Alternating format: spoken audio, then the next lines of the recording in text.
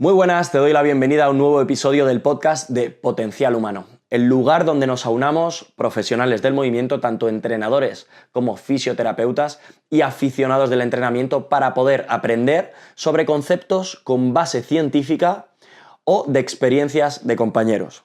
Si eres un fan aférrimo de este podcast, estoy seguro que sí, habrás notado una pequeña ausencia en este periodo de verano y es que, bueno, hemos estado de vacaciones, pero ya hemos retomado con fuerza desde la semana pasada con un episodio en el que Guille y yo compartíamos nuestra experiencia sobre el sistema de entrenamiento y tenemos en mente y tenemos planificado para esta temporada un montón de novedades que verás a lo largo en el transcurso del año. Así que estate muy atento, muy atenta. Para empezar, tenemos este mismo domingo, el domingo 29 de septiembre a las 7 de la tarde, una clase sobre valoración funcional de la sentadilla.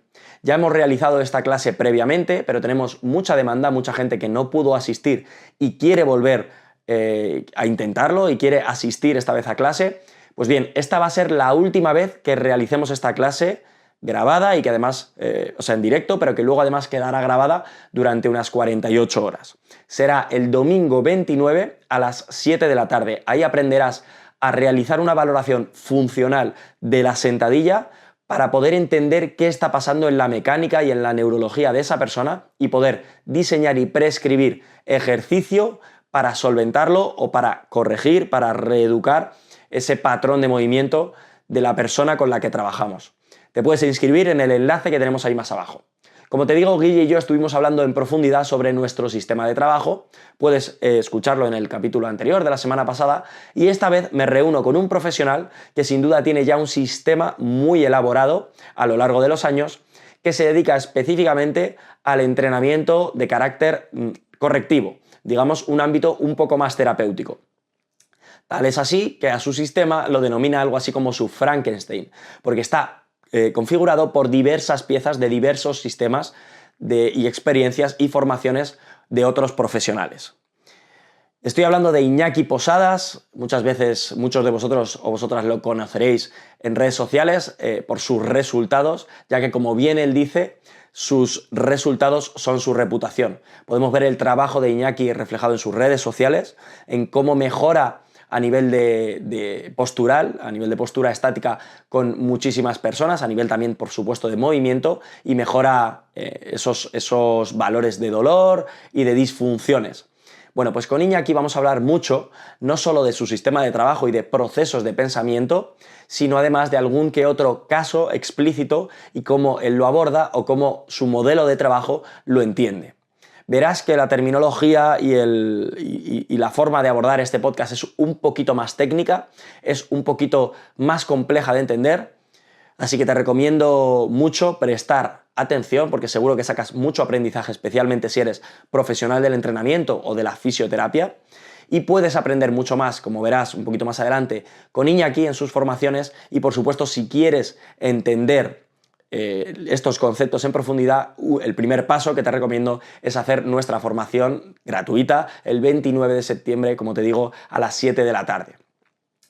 Y bien, estoy muy contento, estamos muy contentos, tanto Guille como yo, porque está creciendo mucho nuestra comunidad de entrenadores. ¿Que no sabes qué es esto de la comunidad de entrenadores? Pues bien, un grupo de profesionales del movimiento, como digo, tanto entrenadores como fisioterapeutas, nos hemos aunado y tratamos de ayudarnos mutuamente para formarnos, aprender y ayudar aún más a las personas con las que trabajamos. Se trata de nuestra comunidad de entrenadores de Potencial Humano, donde impartimos una formación de carácter regular cada mes. Subimos un workshop nuevo sobre alguna temática en concreto y quedan grabados para todo el que acceda pueda visualizar los del pasado. Ya tenemos sobre valoración funcional, sobre programación de entrenamiento, entrenamiento de pliometría, entrenamiento de potencia, entrenamiento isométrico. Tenemos sobre cómo estructurar una sesión de entrenamiento. Tenemos multitud de workshops y más que vamos agregando mes a mes. Además, en esta comunidad de entrenadores tenemos un chat donde nos ayudamos los unos a los otros, compartiendo casos prácticos, experiencias, incluso ofertas de empleo.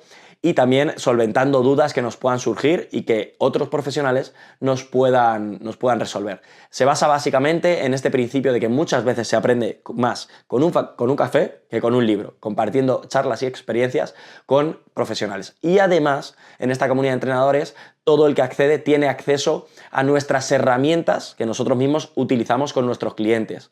Hablo de aplicación para diseño de entrenamientos, de plantillas de entrenamiento, de valoración, de programación, cuestionarios que utilizamos con nuestros clientes. Todo lo que nosotros utilizamos como entrenadores tienen acceso todos los miembros de nuestra comunidad, de la comunidad de entrenadores de potencial humano. Y sin más, te dejo con esta entrevista con Iñaki Posadas y espero que la disfrutes, que saques papel y boli y que le saques el máximo partido posible.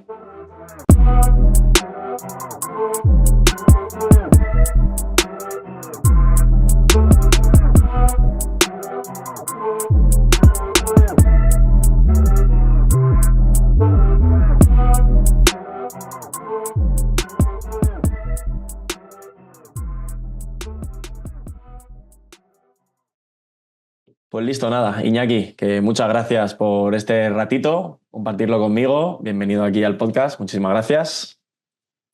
Y Un placer estar aquí de invitado y que cuentes conmigo.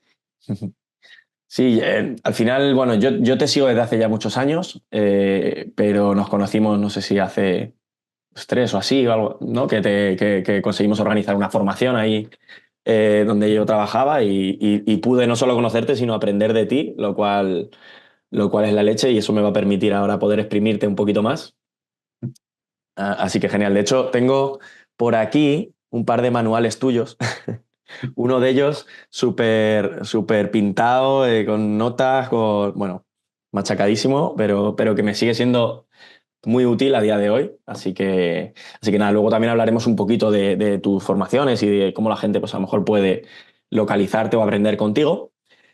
Y nada, lo primero que te quería preguntar o que nos cuentes es un poquito tu experiencia, tanto a qué te dedicas actualmente como el cómo has llegado, ¿no? Hasta ahí. Vale, pues yo actualmente trabajo en un centro médico, entonces tengo una sala habilitada como si fuese un pequeño gimnasio, por así decirlo. Cuando yo empecé en el mundo del entrenamiento, yo vengo del mundo del powerlifting y del culturismo natural. O sea, nada que ver con lo que hago ahora. Entonces, ¿cómo llegas de un punto al otro? Pues cuando te das cuenta que tú partes de un modelo de entrenamiento donde la mayoría de gente no puede hacer los ejercicios, o al menos no adecuadamente, o sin tener consecuencias que a ti te han explicado que son los mejores, entre comillas, por así decirlo, ¿no? Entonces, pues bueno, mucho press de banca, mucha sentadilla, mucho peso muerto. Hasta que llega un punto en el que dices, la gente no hace una sentadilla bien, el peso muerto da problemas de espalda, el press de banca a muchos se les atraganta y dices, ¿por qué? ¿No?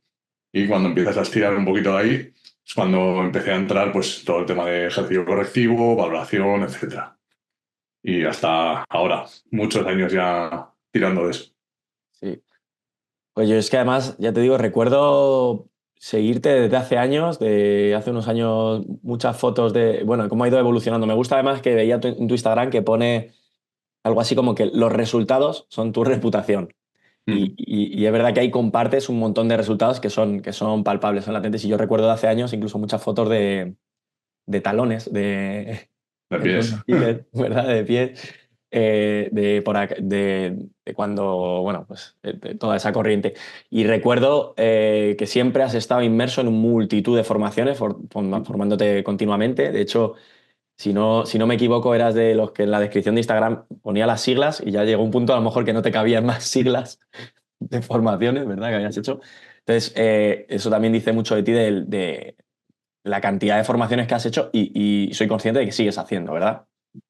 Sí, al final estamos en un sector donde es importante estar actualizado, por así decirlo.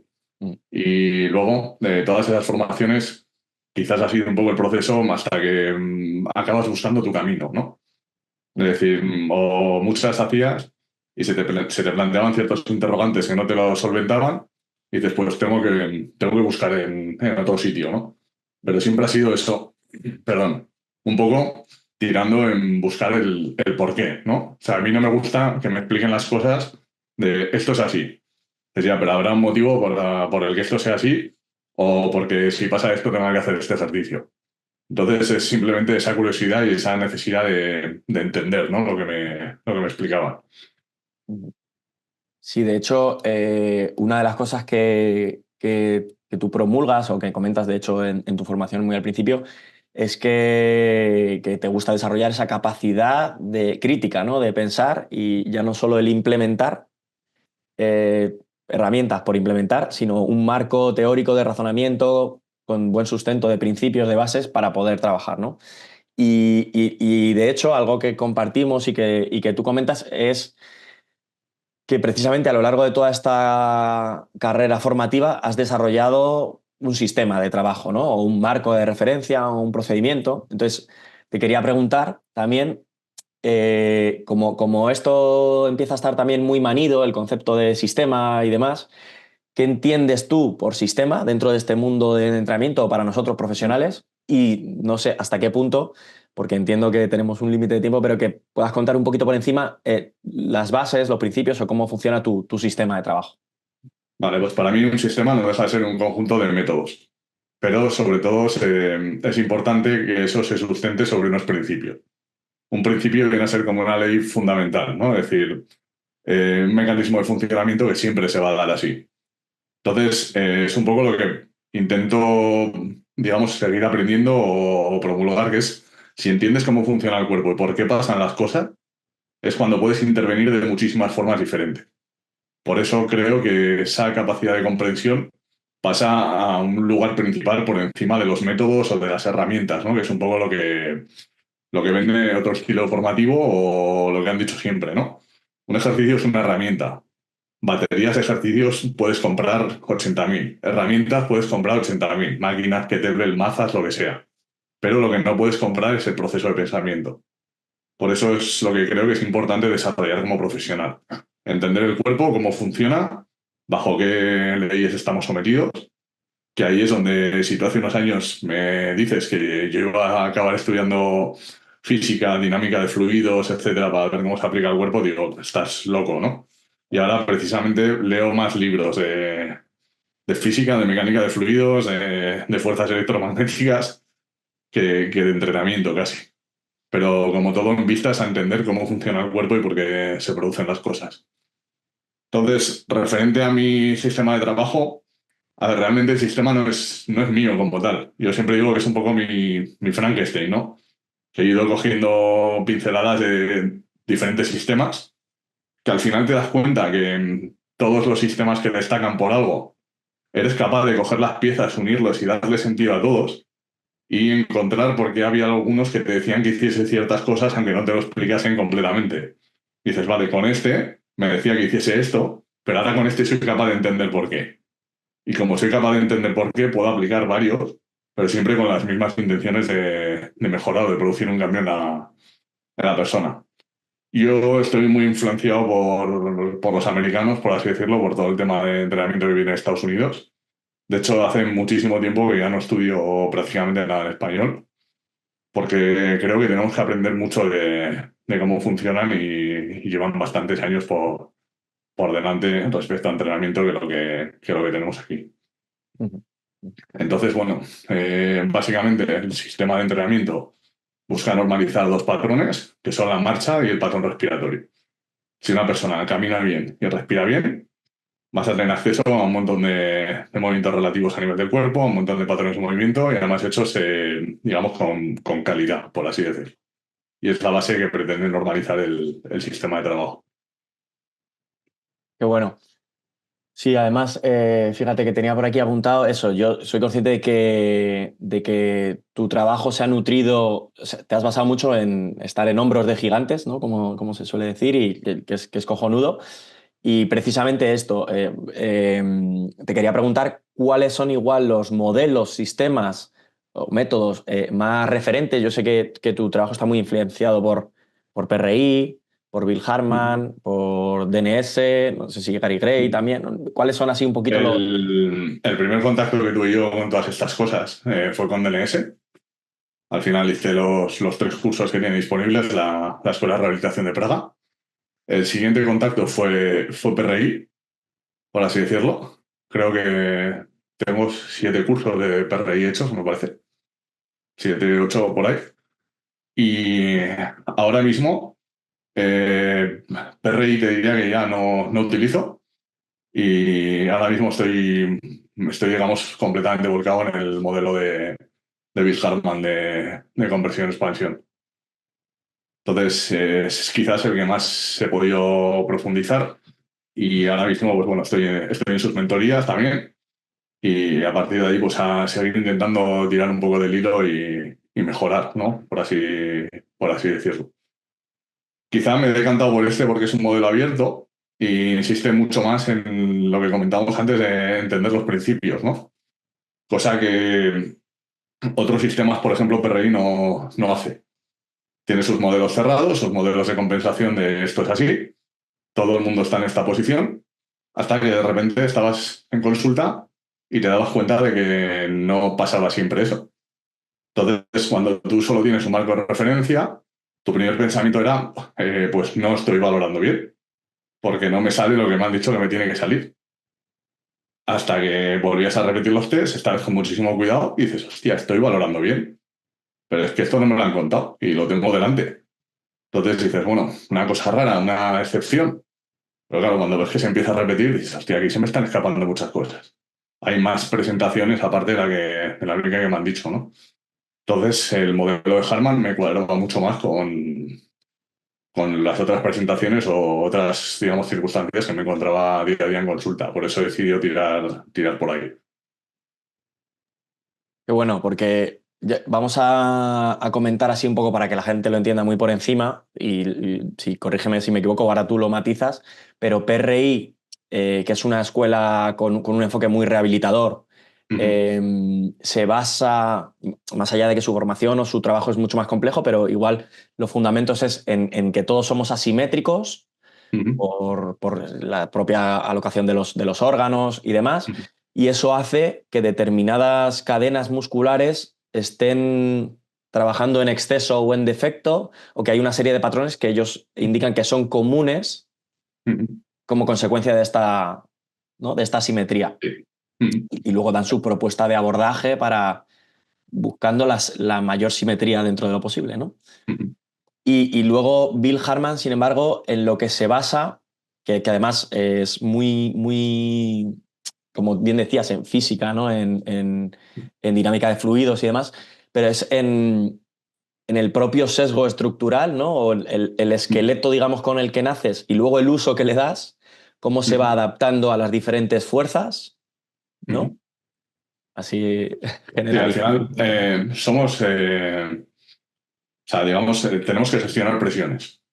Y nuestra postura y nuestra capacidad de movimiento es un reflejo entre esa lucha entre las fuerzas internas y externas que tenemos. Ujú. Entonces, bueno, simplemente por... Es que, claro, esto te puedes ir desde el sesgo de rotación que tenemos a nivel molecular, o sea, porque llega hasta ese punto de friquismo, Ujú. de cómo por medio de fractales la estructura micro se extrapola a estructuras macro, ¿no? O sea, de cómo una célula de un hueso rota en un sentido diferente a una célula muscular, por ejemplo. De cómo las patologías cambian ese eje rotacional también. Entonces, por resumirlo un poco, nosotros tenemos un paquete visceral que nos genera una fuerza hacia abajo y torsional hacia la izquierda. ¿Vale? O sea, por cómo están insertados los órganos, por puntos de inserción que tienen, etcétera. Digamos que las vísceras nos tiran a la izquierda siempre. Entonces, nosotros intentamos rotar a la derecha. ¿Qué es lo que pasa? Que ese sesgo estructural, porque al final el tubo este que tenemos aquí, en función de si es más ancho o es más estrecho, va a condicionar nuestra capacidad de rotación, intentamos contrarrestar esa fuerza como podemos. Y ahí es donde entran en juego pues, los diferentes arquetipos, porque no van a reaccionar igual a esas fuerzas, ¿no? que nos modifican. Entonces, hay unas leyes universales, que es la física, a la que estamos sometidos todos, que al final modifican cómo gestionamos esas presiones, esas fuerzas internas y sobre todo los fluidos que tenemos dentro del cuerpo, ¿no? Los fluidos, bueno, y el aire, que es un gas, pero realmente se comporta como un fluido. Entonces, cómo gestionamos eso condiciona nuestra capacidad de movimiento. Sí, además es cierto que este tipo de modelos, si si somos muy pulcros, y de nuevo, corrígeme si me equivoco, igual carecen de una evidencia científica muy precisa en la que, pero tanto carecen ahora como van a carecer siempre, porque es imposible controlar una serie de variables, yo creo, ¿no? O por lo menos a día de hoy. Y es difícil decir, vale, pues en base a este modelo valoro esto, aplico esto en una serie de población y veo los resultados, porque probablemente dentro de esa población hay variables tan dispersas que no es tan fácil como controlar el medir el 70% del RM, 4 series, 10 repeticiones y en 6 semanas vemos qué ha pasado. ¿No? Esto es complejo, pero sí que sucumbe mucho y tiene mucho sentido cuando entiendes que sucumbe mucho a la biomecánica, que a su vez sucumbe mucho a la física, etcétera, etcétera, ¿no? Sí, pero sí que hay evidencia, ¿eh? Uh-huh, O sea, lo que pasa es que hay que molestarse en buscarla. O uh-huh. sea, no está tan clara como en otros aspectos, por así decirlo, pero evidencia para justificar las afirmaciones estas y así tienes de sobra. Yo, de hecho, creo que en la formación actualmente tengo referenciados más de 400 estudios, posiblemente. Porque es lo que hablábamos, ¿no? A mí no me gusta decir, yo te cuento esto y te lo tienes que creer. Sino decir, mira, si yo te cuento esto, está justificado aquí, aquí, aquí, te pongo el estudio por si quieres profundizar para que lo leas. Entonces, ¿qué es lo que pasa? Muchas veces es quizá la crítica que se le hace a este tipo de modelos. Es que no hay evidencia. Entonces, sí hay, lo que pasa es que no te has molestado en buscar. Y luego la mejor evidencia son los resultados, ¿no? O sea, es decir, si yo hago A y tengo B, hostia, vale, si esto se reproduce una vez, no me sirve para sentar cátedra, ¿no? Para decir, si hago A siempre B. Pero cuando ves que se empieza a repetir muchas veces, dices, aquí está pasando algo, ¿no? Y se nos olvida muchas veces que basado en la evidencia, no es solamente basado en lo que dice un papel, sino que hay una parte ahí de la evidencia práctica y de la experiencia de la persona que lo aplica que también cuenta. Porque luego ya si empiezas a ver un poco cómo están desarrollados muchos estudios que utilizamos como dogma a la hora de aplicar, pues ahí hay una buena fiesta también. Muestras poco representativas, plazos cortos, metodologías un poco discutibles, pero es lo que hay. O sea, es mejor basarse en eso que no ir a ciega. Pero tampoco tienes que dejar que te ciegue un papel. Yo a la gente siempre digo que pruebe. Es decir, vale, sí, el estudio sabemos que dice esto, pero a tu cliente no lo han analizado en ese estudio. Vamos a probar a ver qué pasa. Porque al final, una prueba con un resultado, digamos, error o acierto, es un experimento. Y eso es método científico también. O sea, los señores del paper han hecho lo que han hecho y te lo han detallado y tal. Pero ¿por qué no vas a probar tú cosas en tu consulta? En todo un margen de seguridad. Entonces, gente que viene, por ejemplo, muy, muy cerrada con el tema de osteo, que yo al final trabajo osteopatía también, digo, prueba y me cuentas. Que yo sé lo que dicen los papers o lo que te han podido contar de otras fuentes. Pero vamos a ver si funciona. Porque igual te llevas una sorpresa. Otra cosa es que muchas veces igual la narrativa de por qué funciona no esté bien hecha o no acompañe. Pero el resultado ahí está. Yo estoy totalmente de acuerdo. Además, sí es cierto, igual yo no he ahondado tanto en evidencia de estos modelos, pero sí leyendo, o sea, ves cuestiones que sustentan de forma indirecta. Igual eso, lo que digo es, no hay tanto estudio de intervención, pues eso, aplicar un protocolo específico a una población, pero sí es cierto que en lo que se basa el modelo, pues sí que puedes leer y leer sobre biomecánica, mecánicas, análisis de cómo se comportan las articulaciones en una sentadilla y sí que puedes ver las rotaciones, puedes ver la dinámica de fuerzas y todo cobra sentido, ¿no? Pero bueno, dicho esto, estoy totalmente de acuerdo contigo, no solo basarnos, bueno, hay que tener ahí un compendio, ¿no? De basarte en fundamentos, pero la realidad práctica es la que es y tú mismo lo muestras, ¿no? Con tus resultados. Así que genial. Lo único es cierto igual que ya cuando trabajas con dolor, ¿no? La cosa puede ser más compleja en tanto que es multifactorial el dolor. Pero es cierto que eso, la mayoría de la población con la que tú trabajas actualmente es población con dolor, ¿verdad? Sí, pero también hay que diferenciar ahí el tema de dolor y lesión. Vale. Porque hay mucha gente que viene con dolor pero no está lesionada. Ajá. Porque al final, si ya hay lesión o hay problema de tejidos, ahí ya tiene que entrar otro profesional. O Ujú. se deriva a fisio, o se deriva a médico, o a lo que sea. Ajá. Entonces, muchas veces en esa primera sesión de valoración que se hace, tienes que ser capaz de detectar esas banderas rojas o ser capaz de decir, vale, contigo puedo trabajar o contigo no puedo trabajar, vete al fisio que te mire esto, o vete al médico porque tenemos que mirar más cosas. Tenemos que hablar un poquito más entre profesionales. Y es importante que hablemos el mismo idioma también. Sí, totalmente. Además, ahí hay como ¿no? La laguna, esto de la figura del readaptador. Mm, Parece que hay como una laguna, pero es cierto que todos coincidimos en deberíamos comunicarnos más, pero luego a mm, la hora de la práctica no, creo que no sucede, ¿no?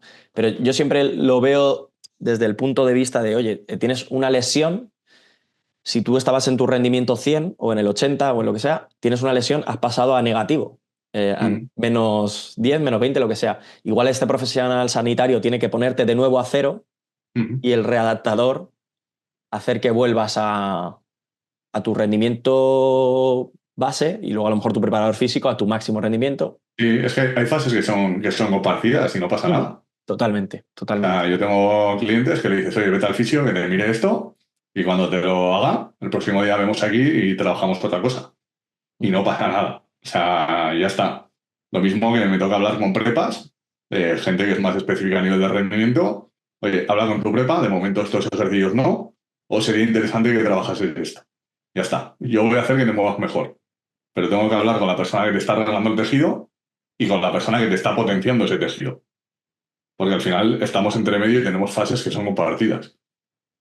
Totalmente. Sí, de hecho, eso ahora un poquito más adelante te diré a ver si lo podemos bajar a tierra un poquito con ejemplos y demás de tu forma de trabajo y precisamente cómo te compatibilizas o te compatibilizarías con un preparador físico o con otro profesional. Eso ahora lo vemos. Por cerrar aquí también un poco, bueno, decías que has comentado que has estudiado también osteopatía más Ujú. recientemente y bueno, entiendo que eso ha complementado tu formación y el abordaje que das ahora mismo a las personas con las que Ujú. trabajas. Entonces, si nos puedes explicar un poco, ligeramente también, que hay mucha confusión, yo creo, y yo el primero, en qué consiste, qué es la osteopatía, que yo creo que ya solo el concepto genera mucha confusión, y Sí. cómo eso, qué papel juega en tu trabajo también. Vale. Yo siempre diré que yo soy graduado en osteopatía, pero nunca voy a ser osteópata.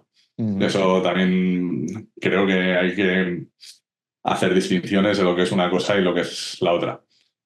Como en todas las formaciones, hay muchas cosas que te enseñan con las que puedes estar de acuerdo y hay otras que dices, no comparto en absoluto. Entonces, si yo de todo lo que he estudiado me queda un poquito con las cosas que son más aplicables a mi día a día y las que yo creo que están soportadas de sobra en la evidencia. Cosas que me parecían más esotéricas, entre comillas, no voy a usar porque no me siento cómodo y también es muy difícil ser capaz de mejorar en lo que no crees o no le dedicas muchas horas, ¿no? Entonces, para mí, hay dos componentes de la osteo que en mi trabajo son básicos. El primero es la osteopatía estructural, lo que la gente entiende por crujir, por Ujú. así decirlo. El crujido realmente, yo siempre digo que los crujidos no curan, simplemente te facilita moverte mejor. Y esa ventana de movimiento que tienes es lo que te permite moverte mejor. Y aparte de, bueno, tiene efectos moduladores sobre el sistema nervioso central, efectos moduladores sobre el dolor, etcétera. Es decir, soluciona muchas cosas. Entonces, para mí el tema de manipulaciones o crujir, entre comillas, es algo que lo hago mucho porque me permite recapturar rangos de movimiento de manera muy rápida. Entonces, pues igual, en vez de hacer dos ejercicios para ganar rotación interna, pues me interesa más manipularte, que lo puedo hacer en 30 segundos, por así decirlo. Y luego aprovechar esa ventana de oportunidad que me da esa analgesia y esa modulación del sistema nervioso para experimentar con nuevos rangos de movimiento o hacer un ejercicio que antes no eras capaz de hacer por dolor o molestia. Ahora si eres capaz, pues vamos a trabajarlo y ya está. Y la otra parte que sí trabajo mucho, sobre todo porque me parece potentísima a nivel de módula del sistema nervioso, es todo el tema de cráneo. Ujú. Que también sobre eso hay mucha discrepancia.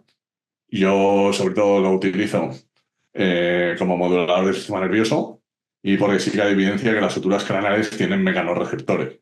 Y aunque estén no obliteradas, es decir, aunque se hayan sellado, también responden a las presiones que se aplican. Y bueno, eso incluye también el trabajo de, por ejemplo, de ATM. que es un captor postural bastante importante y muchas veces es básico a la hora de trabajar con una persona. También, bueno, tienes que valorar la oclusión por si hace falta derivar al dentista, también valorar vista por si hace falta al optometrista, etcétera. Pero bueno. Qué bueno. O sea, al final también es una forma de eficiencia, ¿no? De agilizar el trabajo mediante eso, la osteopatía, si tu perfil de clientes además es así, es más terapéutico, digamos, o de adaptación.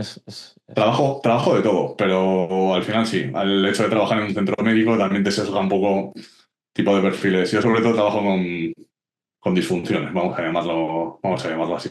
Ujú. Vale, porque sí, me consta que también trabajas con objetivos incluso de hipertrofia y demás, que ahora lo podemos comentar un poco más adelante también y tengo por aquí apuntado. Y incluso cómo se integra tu sistema en todo esto. Y precisamente con este tipo de personas que dices disfunciones, ¿qué sería una disfunción o cuáles son las disfunciones principales? Aquí sí que nos mojaremos un poco en generalizar porque entiendo que hay tantos casos como personas, pero ¿cuál es la tendencia general? Ya has comentado que mediante la osteopatía puedes ganar rango de movimiento, entonces entiendo que una de las disfunciones es pérdida de rango de movimiento. Sí. o- Vale, al final eso va condicionado por cómo estamos posicionados en el espacio, por así decirlo, ¿no? Nosotros tenemos nuestra base de sustentación y nuestro centro de gravedad, por así decirlo. Entonces, en función de cómo están relacionadas esas dos cosas, nuestro rango de movimiento, nuestra capacidad de movimiento disponible se va a modificar. Entonces, ¿qué es lo que pasa? A nivel del cuerpo, nosotros tenemos lo que se llaman movimientos relativos, ¿no? Que es, digamos, la independencia entre los diferentes huesos a la hora de moverse. Porque, por ejemplo, por ponerte un ejemplo así simple, ¿no? Pues en un codo yo veo este movimiento, pero es que aquí esto es una cancelación de rotaciones, realmente. Por eso se mueve aquí, en este plano más sagital, por así decirlo. Pero esto está rotando respecto a esto, ¿vale? Ujú. Si yo quiero pronar la muñeca, por ejemplo, y no tengo capacidad de pronación, la forma de bajar esta muñeca al suelo, por así decirlo, si yo quiero hacer una flexión, va a ser esta. Levantar el codo. Entonces ya estoy sustituyendo un movimiento que se tendría que producir aquí por una orientación entera del segmento. ¿Qué pasa? Que ese hombro va a recibir mucha más carga que si esto se moviese bien, ¿vale?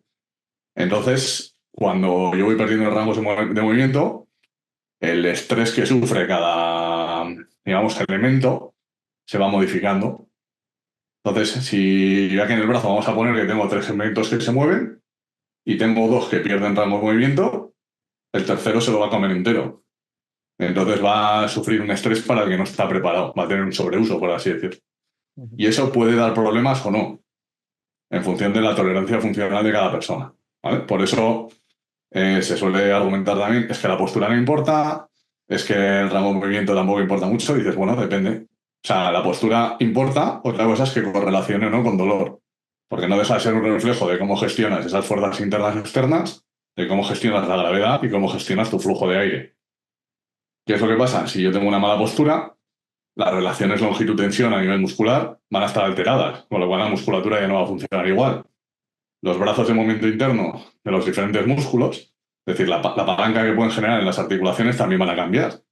Entonces va a haber músculos que van a empezar a hacer funciones que no deberían hacer en un principio, no deberían ser los movilizadores principales, por ejemplo, sino que deberían ayudar. Entonces vas cambiando cositas hasta que llega un punto en el que el cuerpo pues, te dice hasta aquí. Y se puede empezar a molestar, porque me estás dando demasiada caña en sitios que no deberían recibir tanto. Pero eso puede pasar o no, depende de lo que aguante cada persona. ¡Hey! ¿Te estás enterando a medias de estos conceptos? Pues bien, como ya te he dicho, este domingo 29 de septiembre vamos a dar una clase completamente gratuita sobre valoración funcional de la sentadilla. Un test que utilizamos sí o sí con cada uno de nuestros clientes y como has visto que Iñaki también utiliza.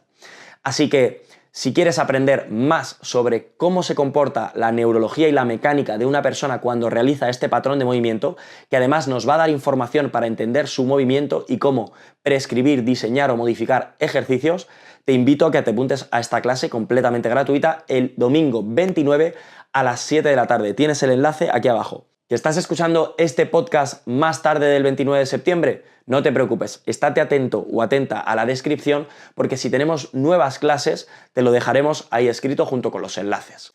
Y sin más, te dejo con el podcast.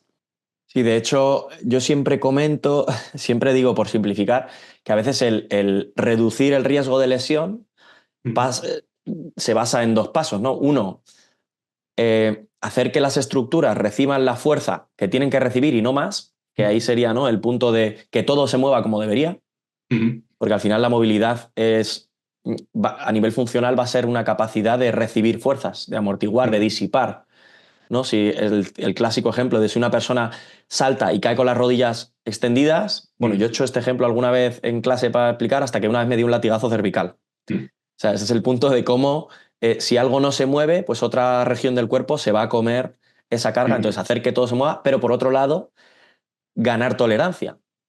Como ya has dicho, Claro. que eso pasaría un poco de forma principal, o la herramienta principal sería el entrenamiento de fuerza, ¿no? Sí, va todo de la mano. El tema es que aquí estamos hablando tanto de absorber como de producir fuerza. Sí. Si yo tengo estructuras que no absorben como deberían y hay alguna que se come más estrés del que tiene que tener, puede molestar. Pero si hay alguna estructura que también tiene que producir más fuerza de la que le toca, también puede molestar. Entonces tratan de buscar el equilibrio, ¿no? Es decir, cuánto necesito de cada uno. Y luego cómo mi estructura de base condiciona mis capacidades también. Entonces hay que tener en cuenta un poco todo. Porque al final es como un intercambio, ¿no? Yo puedo hacer que alguien sea muy bueno produciendo fuerza, pero entonces lo voy a hacer peor absorbiendo también. O puedo hacer que alguien sea muy bueno absorbiendo fuerza, pero entonces le voy a hacer peor produciendo también. Entonces, es decir, ¿en qué margen me tengo que mover? Pues eso ya es donde hay que hilar mucho más fino. Claro, de hecho, y esto otra cosa también que te quería preguntar es, y en el momento a lo mejor que ya trabajamos con deportistas, entendemos que el deportista va a generar una compensación funcional a lo que quiere lograr, ¿no? Pues, por ejemplo, un corredor va a tender a rigidizar su miembro inferior, sí o sí, si no todo el cuerpo, pero a nivel, por ejemplo, de tobillo, que es lo más llamativo que suele decir la gente y demás, pues claro, en este caso es una compensación funcional que le va a hacer aumentar su rendimiento, pero que le puede ser perjudicial para su salud, ¿no? Sí, es que al final ahí tienes que decidir hasta qué punto interesa potenciar rendimiento o salud, Claro. porque ese cuerpo ha generado esas adaptaciones para el deporte. Si tú le quitas esas adaptaciones, vas a ganar en salud, pero lo vas a hacer peor en su deporte. Entonces, si funciona bien y no duele, no lo toques. Sí. Que es lo que pasa, por ejemplo, cuando sacan los pies de Usain Bolt, que están súper planos y si son unos pies, o sea, totalmente pensados para propulsar. Porque el tiempo de contacto con el suelo es muy poquito. O sea, si el pie está plano, el pie baja y prácticamente propulsa aquí. Si yo tengo un pie con mucho arco, porque a mí me han dicho que el pie tiene que tener arco, claro, este tiempo de contacto con el suelo es esto. Es mucho más lento. Sí, sí, sí. Entonces, a mí me interesa tener ese pie aquí. Milisegundos más milisegundos más milisegundos, sí. Eso es. Entonces, todos los deportistas de élite no están ahí por casualidad. O sea, es porque su cuerpo les permite aguantar las exigencias de estar a ese nivel y compensar sin partirse, por así decirlo. Entonces, ¿cuándo hay que tocar esas cosas? Cuando empiezan a dar problemas. Cuando hay lesiones recurrentes, cuando hay dolor, etc. Y claro, también tienes que tener en cuenta de tocarlo siempre fuera de temporada. No le cambies a alguien las mecánicas en medio de una competición porque o le vas a dar rangos donde no tiene control o le vas a restringir rangos que tiene de más y no se va a mover igual, entonces puedes modificar muchas cosas. ¿Y qué margen, igual, esto es una pregunta un poco genérica, difícil, pero qué margen o qué capacidad de revertir realmente tenemos una disfunción? O sea, entiendo que te has podido a lo mejor encontrar incluso con casos irreversibles o poco difíciles de gestionar. Depende del tiempo que lleve instaurada. Al final el hueso es un tejido vivo. Entonces el cuerpo, cuando no puede conseguir un rango de movimiento en una articulación, lo que hace es va a orientar la estructura, es decir, se va a ir en conjunto. Y cuando ya con esa orientación tampoco puede conseguir el movimiento que necesita, lo que va a llevar es a deformarla. Entonces, eso ya cuando se ha cambiado la forma de un hueso, ya es complicado volver atrás. O sea, nosotros constantemente estamos en los huesos poniendo material y quitando. ¿Vale? O sea, el hueso no es como lo hemos estudiado. O sea, un hueso no es esto. Si un Esto hueso es se resina. destruye y se reconstruye. Eso es. Constantemente estamos poniendo y quitando hueso. ¿Vale? Entonces, ¿qué es lo que pasa? En función de qué fuerzas intervienen sobre ese hueso, se va a depositar más material en un sitio o menos en el otro. Y ese hueso va a empezar a cambiar la forma. ¿Vale? Cuando ya tenemos esas deformaciones estructurales, es complicado. Porque eso quiere decir que ya lleva mucho tiempo instaurado. Y luego, aparte, nosotros cuando nos movemos, o sea, el cuerpo tiene sus esquemas mentales de movimiento.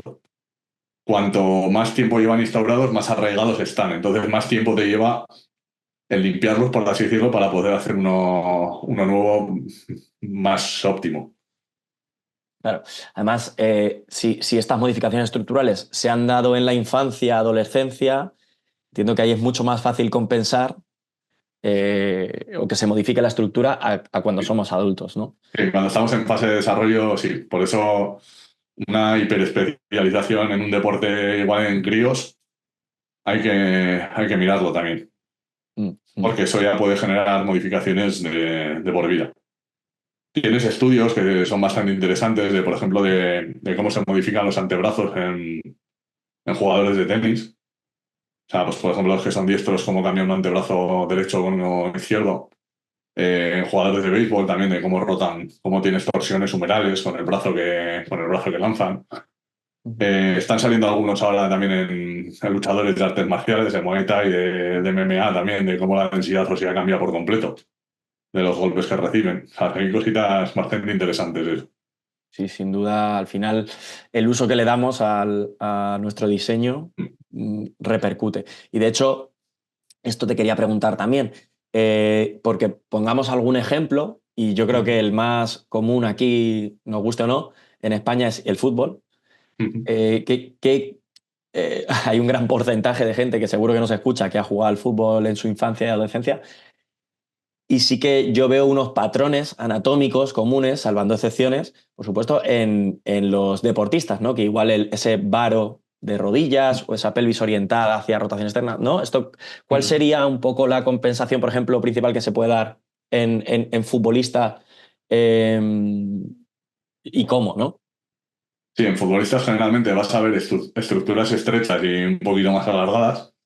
Ujú. Nunca vas a ver un futbolista en un cuerpo de powerlifter, por así decirlo. Igual alguna excepción puede haber, ¿eh? Como siempre vamos Sí, a hablar un sí. poquito de extremos para simplificar un poco las Y cosas. por ubicar también a la gente en una estructura estrecha, ¿no? Que hablaríamos de la relación entre caja torácica y pelvis. Es sí, un tubo Mm. más estrecho, con Sí. miembros más largos, ¿no? Brazos y piernas más largos, está más Mm. optimizado para rotar, quizás o para Sí, deportes. para rotar, para aprovechar energía elástica, para expresar Eso. fuerza más rápido. Va a expresar menos fuerza, pero lo va a hacer de manera más rápida. Ajá. Y luego la otra compensación muy habitual en futbolistas ya es esa modificación de estructura que es el varo, ¿no? El varo les hace más eficientes, por así decirlo, buscando esa producción de fuerza rápida. Entonces son mecánicas que realmente les ayudan. Siempre hablando del punto de vista de rendimiento, ¿vale? O sea, Sí. no del tema de salud. Porque, bueno, luego si le ves a un futbolista hacer un touch, pues también se explican muchas cosas, ¿vale? Por qué saltan isquiotibiales, aductores, etcétera. Ujú. Porque, a ver, yo puedo entender, por ejemplo, toda esta plaga de lesiones que está viendo de ligamento cruzado y de isquios y de aductores, pubalgias en fútbol y tal. Hostia, eso, a ver, yo creo que se podrían mejorar bastante, ¿eh? Haciendo cuatro cosas bien, porque, a ver, como todo hay preparadores que conozco que están metidos en fútbol y están haciendo las cosas muy bien. Pero muchas veces cuando ves el típico vídeo de preparación física de equipos de fútbol dices, hostia, saltando en bosus y cosas de esas, o haciendo pesos muertos con 5 kilos, y dices, bueno, habría cositas que desde mi opinión se Sí. podrían hacer Vídeos mejor. así y luego los preparadores físicos a lo mejor en una esquina hablando entre ellos con las manos en los bolsillos. Sí, en grandes equipos. Yo tengo la esperanza de que el trabajo de verdad no se emite y no llega a nosotros, las imágenes. ¿sabes? A ver, bueno, eso es una batalla, yo creo que está un poco perdida, pero bueno, mientras zapatero a tus zapatos y ya está. Sí, sí, sí, justo, justo.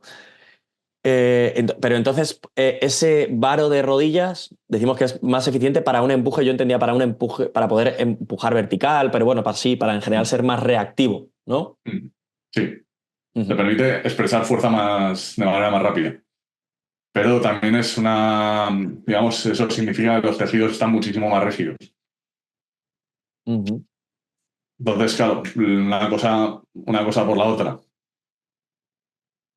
Claro, porque luego nos podríamos encontrar en el otro extremo a ese tubo ancho, esa caja torácica más ancha, ¿no? Que decimos de ángulo infraesternal ancho y demás, con caja torácica grande pero con miembros más cortos, Ujú. ¿no? Y este tipo de Sí, estructura, articulaciones un poquito más anchas.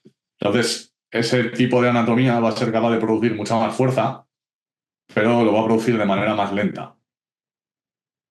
Entonces, pues lo mismo, está sesgado hacia cierto tipo de deportes o facilitan, por ejemplo, cierto tipo de prácticas deportivas. pero, y decías, por ejemplo, en el caso anterior de que se me ha venido ahora a la cabeza, del ese tubo estrecho que está más optimizado para aplicar fuerza rápido, que también tendrá más rigidez muscular, o más stiffness en general, pero igual esto sí podría ser consecuencia del entrenamiento, porque pregunto, pero se me viene a la cabeza. Por ejemplo, si yo veo a un nadador que no tiene impactos, lo que sí que hemos visto, ¿no? Un poco en evidencia es que igual que el entrenamiento isométrico es muy bueno para rigidizar tendones, el entrenamiento pliométrico o el impacto, no solo para densificar el hueso, sino para aumentar la rigidez muscular, el stiffness. Y sin embargo, te vas a un nadador que no tiene nada de impacto y puede estar muy fuerte, pero su tono muscular de base es más bajo, ¿no? Hay Como poca más, más rigidez. blandito, sí. Sí, Claro, tú que ten en también cuenta un podría ser un nadador. tubo estrecho. Sí, un nadador no gestiona la gravedad de la misma manera que un futbolista. Luego ahí el tema del aplio, habría que ver la duración del CEA también. En CEA corto vas a sesgar más tendones, CEA largo vas a ir más a paquete muscular. Entonces, bueno, pero si te fijas, los nadadores generan otro tipo de adaptaciones, que son esa postura un poco más cifótica, con la cabeza ahí en extensión, que hay en las fotos de Phelps, ¿no? Es que tiene la cabeza adelantada. Pues ya, pero es que lo necesita esas mecánicas para su deporte. Entonces tampoco se las cambies. Claro. Porque esa posición, al final, esa posición de escápulas, lo que facilita es una movilidad de hombro enorme. Entonces lo necesita para nadar. Qué bueno. Entonces, por seguir un poco así con tu trabajo, bajarlo un poquito más a tierra, que hemos comentado mucho, este enfoque, cómo, o sea, los objetivos, tu marco, el cómo quieres trabajar, hacia dónde quieres llegar, ¿no? Que la idea a priori sería abrir ese espacio para ganar rango de movimiento, para libertad de movimientos relativos, de que todos Ujú, los huesos se muevan lo que se tienen que mover, ni más ni menos, ujú, entiendo, y luego poco a poco sobrecargarlo para ganar tolerancia. ujú. Y esto, bajado a tierra, ¿cómo podría ser? Si nosotros viésemos unas sesiones de Iñaki Posadas, ¿cómo suele ser ese trabajo? Vale, lo primero hay que partir de la base que todo movimiento se produce por una creación de un gradiente de volumen y de presión, ¿vale? Por así decirlo. Entonces, donde hay tensión, no puedo desplazar volumen, por así decirlo. Con lo cual, donde hay tensión, no hay movimiento, ¿vale? Entonces, ¿qué es lo que pasa? Esa tensión viene también muy regulada por el sistema nervioso. Es lo que hablamos siempre desde simpaticotonía, ¿no? De que el estilo de vida ya solamente nos lleva a eso, pues por mucho estrés, esa disfunción del patrón respiratorio que suele tener todo el mundo que tiende a hiperventilar, o sea, digamos que como es un círculo que se autorrefuerza, ¿vale? Por así decirlo. Entonces, lo primero que se busca en una sesión es modular el sistema nervioso. Es decir, vamos a decirle al cuerpo que nos deje trabajar, por así decirlo. Entonces, casi siempre yo suelo empezar con respis, pero uno o dos ejercicios de respi, tampoco mucho más. El problema que genera muchas veces este sistema es que mal entendido te hace tener a la persona toda la hora respirando. Y eso es peligroso también, porque lo que estás haciendo generalmente es desadaptarlo. Es decir, a ver, la gente tiene que entrenar, también no le podemos tener una hora respirando. Como todo, esto lo va a limitar cómo le fastidiaste a la persona, ¿vale? Hay gente que le viene muy mal y lo único que puede hacer es respirar o rallies muy suaves o lo que sea, y ya está, ahí sí. Pero gente que te viene, que puede tener compensaciones, que no le molesta nada así tampoco para llamar mucha atención, esa gente tiene que entrenar. Entonces, primero, trabajo de respis, ¿vale? Para bajar un poquito vueltas, para regular el sistema nervioso. Luego solo meter algún trabajo en isometría para recapturar posiciones. Y luego ya esos rangos que hemos podido ganar, consolidar bajo carga. Lo que sí que es importante es tener muy clara la selección de ejercicios que refuercen el objetivo que tú quieres conseguir. Porque si no, igual estás intentando conseguir una cosa, pero si la selección de ejercicios no es la adecuada, estás yendo en dirección contraria. Eso también es importante tener en cuenta. Y Claro, esa es más o menos una estructura de una sesión de gente que puede venir en mi consulta. Si veo que hay que tocar algo en camilla, lo subo primero a la camilla, toco lo que tenga que tocar y luego ya está. claro, porque es muy interesante porque le damos un enfoque primero neurológico, de vamos a bajar el tono para que pueda realmente acceder a movimiento. Cuando lo accede lo voy consolidando, con trabajo un poquito, ¿no? Isométrico, entiendo que no muy intenso. Bueno, depende, ¿eh? A veces ya pica un Bueno, poco también. ujú. Claro, o sea, lo que entiendo es a lo mejor si la magnitud del problema es muy grande, bueno, que en el momento que meto alta intensidad ya tiendo a la compresión. El tema es que la alta intensidad, por eso es muy relativa. Sí, es verdad. O sea, hay gente que con una plancha está reventando, por así decirlo, y tienes personas que con 100 kilos le puedes recapturar movimientos relativos. Ya. Entonces, por eso muchas veces decir, alta intensidad, vale, qué es alta intensidad? Porque a ti te habrá pasado que pones a gente a respirar y empiezan a temblar. Y Sí, dices, hostia, está petando el sistema y es o que yo está mismo. respirando. Claro, dices, y es que esto es alta intensidad ya para el sistema. Y dices, bueno, vamos a ver cómo lo gestionamos. Totalmente, porque... Pero has comentado en esto de las respiraciones que te basas en un poco en parámetros neurológicos de bajar el sistema nervioso, pero yo sé que también en parámetros mecánicos, ¿no? Porque ya en base a qué posición seleccione para hacer esas respiraciones, permito que el aire acceda a una región, que una región se movilice más que otra y demás, ¿no? Digamos que tú montas como un circuito con diferentes llaves de paso, ¿no? Abres y cierras sitios. Y cuando tienes el circuito montado, dices, vale, ahora lo llenamos y ya sé que el flujo de aire va a ir a determinados sitios, que es donde me interesa abrir espacio. Qué bueno. Eso es física al final. Qué bueno. Me gusta porque soy muy consciente de que eres realista en el trabajo, ahí se ve la experiencia, y tratas de matar varios pájaros de un tiro. Mm. ¿No? Al final tenemos que ser conscientes y muchas veces veo que eso que los entrenadores, y yo he pasado por ahí, por supuesto, eh, perdemos el foco en cuanto a, oye, pues nos volvemos locos con este trabajo de respiración, este trabajo correctivo y ahora es todo mi trabajo, es esto, ¿no? Mm. Y de alguna forma eso debería estar destinado, tu foco debería estar destinado a que eso desaparezca, ¿no? A que se haya Mm. solventado y ya no sea necesario, aunque luego la realidad sea difícil que esto pase. Y progresar a entrenar, ¿no? Y a sobrecargar, que eso me gusta. Y luego en Sí, ese... cuando... Ujú. perdona. Dale, dale. Cuando tú tienes una persona que está muy limitada, tendré que pasar más parte del entrenamiento en esas primeras fases, pero a medida que vamos deslimitando, eso va a pasar a ser casi un par de ejercicios de reset y luego ya vamos a empezar a integrar ejercicios de fuerza. Que a la gente al final se la arregla cogiendo pesos, que es la última etapa del proceso de integración. O sea, Sí. es generación de fuerza y luego ya esa expresión de fuerza de manera rápida y repetida, ¿no? Es que tendrías que llegar ahí con todo el mundo. Qué bueno. Pues precisamente comentabas ahora de que cuando llegas a esa fase, a esa última fase, por así decirlo, dentro de tus sesiones o de tu programa, donde nos vamos al entrenamiento de fuerza, algo en lo que cobra mucha relevancia tu modelo de trabajo, tu forma de ver esta visión también biomecánica es en la selección de ejercicios, ¿no? Y entiendo que hay como para un mismo movimiento, cómo posicione la carga, la base de sustentación y demás, puede influir en orientar al esqueleto a una forma u otra, a un movimiento u otro, ¿no?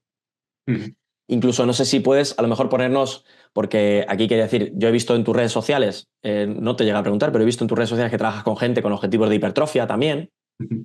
y pues algún ejemplo, oye, pues esta persona cómo modificó este tipo de ejercicio de esta manera y así consigo esto. ¿Algún ejemplo que nos puedas dar por bajarlo un poco Vale, a tierra? pues el ejemplo más claro, por ejemplo, es la sentadilla, ¿no? Que muchas veces hablamos y, vale, sentadilla. Sí, pero yo puedo hacer una sentadilla dominante de cuádriceps, puedo hacer una sentadilla dominante de cadera, te puedo colocar una carga en goblet, te puedo meter un back squat con barra baja, con barra alta, puedo meterte cuñas en los pies. Entonces, son una sentadilla, pero es que lo único que tienen en común es el nombre, por así decirlo. Entonces, va a haber algunas que van a ser prácticamente un peso muerto con una barra en la espalda, o puede ser un low bar back squat, mientras que un front squat me va a permitir un patrón muchísimo más vertical, ¿no? Entonces ahí tienes que jugar un poco, decir, vale, qué capacidad de movimiento tiene la persona, qué necesita y cómo me interesa que se desplace esa pelvis. Si quiero buscar un patrón vertical, si quiero buscar un patrón de desplazamiento más horizontal hacia atrás, me interesa meter cuñas, me interesa meter en los dos pies, me interesa meter en un pie, me interesa trabajar en una base de apoyo simétrica, me interesa meter un V-stance, cómo tengo que distribuir los apoyos en los pies. En un pie tengo que ir a la base del primer meta, en otro tengo que ir al talón, tengo que buscar talón, tengo que buscar borde medio. Entonces, muchas veces un ejercicio que aparentemente lo ves de fuera y parece igual que otro, según qué intencionalidad se le ponga, no tiene absolutamente nada que ver. Claro. Sí, sí, fíjate cómo montes el ejercicio o incluso el foco, ¿no? Atencional o fuerzas intencionales. Y Mm. entiendo que a lo mejor también, ya no solo con estos parámetros cualitativos de cómo seteo el ejercicio, sino a lo mejor algunos parámetros cuantitativos pueden servir. Te pongo un ejemplo. Si hablábamos antes de un nadador que pierde Mm. mucha rigidez, yo puedo a lo mejor valorar a un nadador que tenga una movilidad, unos grados de, bueno, vamos a decir, un rango de movimiento muy amplio, pero a lo mejor luego me interesa incluso trabajar fuerza con él con pausas, con tempos, con unas cuestiones que le induzcan más a rigidizar o a controlar ese rango de movimiento que tenga, ¿no? Entonces esos parámetros también los toqueteas. Sí, claro, no es lo mismo una fuerza que se aplica de manera rápida que de manera lenta, que en una dirección, que en otra. Entonces, claro, eso tienes que tenerlo en cuenta también, porque eso va a modificar cómo responden los tejidos. Al final los tejidos son viscoelásticos, entonces no responden igual si se alargan lentamente, si se alargan rápido. No es lo mismo, por ejemplo, bajar lento en una sentadilla que hacer un drop and catch. Claro, cambian muchas cosas. Por eso digo que dentro del ejercicio hay algunos que lo único que tienen en común es el nombre. O sea, según cómo modifiques la fuerza, el tiempo que estás sometido a esa fuerza, los ciclos que esa fuerza afecta a la estructura, por ejemplo, con los oscilatorios. Entonces, tienes miles de variables a la hora de planificar un ejercicio. ¿Cuál es el problema? Que tienes que entender todas, porque tienes que saber cuáles quieres aplicar y qué repercusión tienen en el cuerpo. Entonces, pues pasas de jugar con un puzzle de 3 piezas a jugar con un puzzle de 20, que complica más la gestión del ejercicio, pero también hace que los resultados que obtengas muchas veces sean mejores y más rápidos. Qué bueno. Y a ver, para eso además es súper clave lo que comentabas al principio, que yo últimamente soy muy pesado con ello, el dominar las bases. Mm. Dominar física, dominar fisiología. Así que muy guay. Bueno, pues te voy a hacer un par de preguntillas aquí por ir cerrando y una es relativa a algo que también pues, ha estado muy de moda, que es el tema de la valoración funcional y me consta que es algo en lo que tú estás también muy formado y por supuesto utilizas y creo que es algo necesario en tanto que quieres recobrar la función, pues tendrás que valorarla o medirla de alguna forma. Y además, si no me equivoco, tú tampoco usas mucha tecnología, lo cual es guay. Tu modelo es aplicable a mucha gente, no necesitas de una inversión tecnológica grande. Y pues, de forma general, saber un poquito cuáles son los test que tú utilizas. No sé si tienes algunos a lo mejor ineludiblemente, de decir, estos dos se van a hacer sí o sí, y luego ya, si pasa algo, tiro por allá, tiro por aquí. Vale, a ver, test que yo así utilizo sí o sí. Vale, ASLR, ¿vale? Rotaciones de cadera, interna, externa. Rotaciones de hombro, también interna o externa. Cadera vamos a poner valoradas a 90, ¿vale? En supino, por así decirlo. Porque si valoras en prono cambia alguna cosa también. En principio, eso sería para mí los sí o sí, ¿vale? Y a nivel más global, el toe touch, el test de tocar las puntas de los pies y la sentadilla, el patrón de sentadilla. Y luego ya cuando vas haciendo ojo, realmente te das cuenta que cada ejercicio es un test. O sea, al final ya ves y dices, hostia, si este ejercicio te lo estoy poniendo aquí, pero no eres capaz de entrarme en posición, o una de dos, o puede ser por un mal setup, porque te estoy poniendo unas clusterings que te lo están modificando en un rango que no tienes acceso, o por una mala ejecución, o porque realmente no tienes capacidad para trabajar en ese rango. Entonces dices, hostia, esto ya hay que modificar o tengo que ganar esta posición antes. Y luego yo sí que utilizo también varios tests a nivel osteopático, o sea, el rango de movimiento más específico a nivel articular, más analítico, por así decirlo.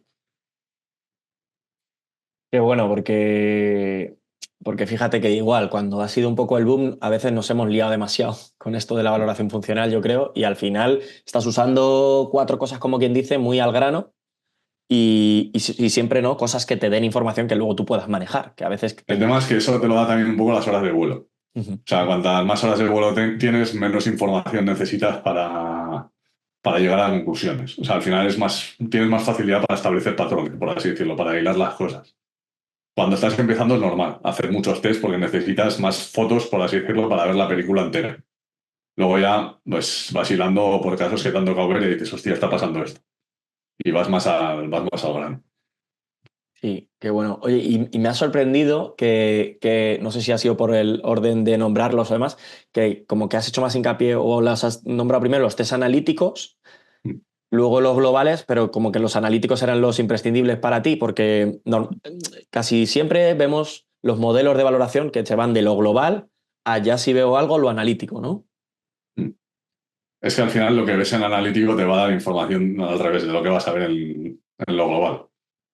Y en función a lo que hablamos antes, te va a dar pistas de si realmente el patrón global lo haces orientando o no, o tienes movilidad real.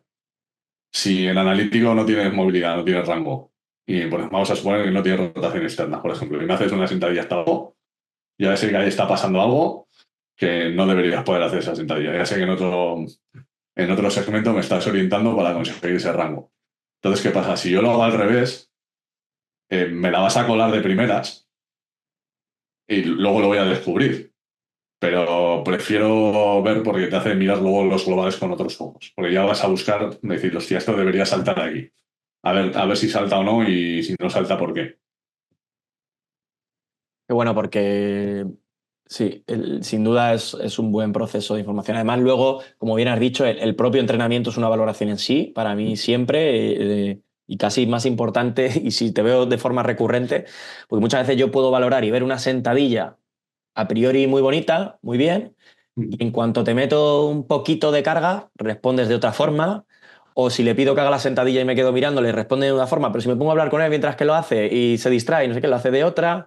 Entonces, todo este tipo de cuestiones, ¿no? También Por considerarlas. eso ahora que hay tanto hincapié, por así decirlo, porque es un poco lo que mola en la foto de Instagram, es mejorar el test, ¿no?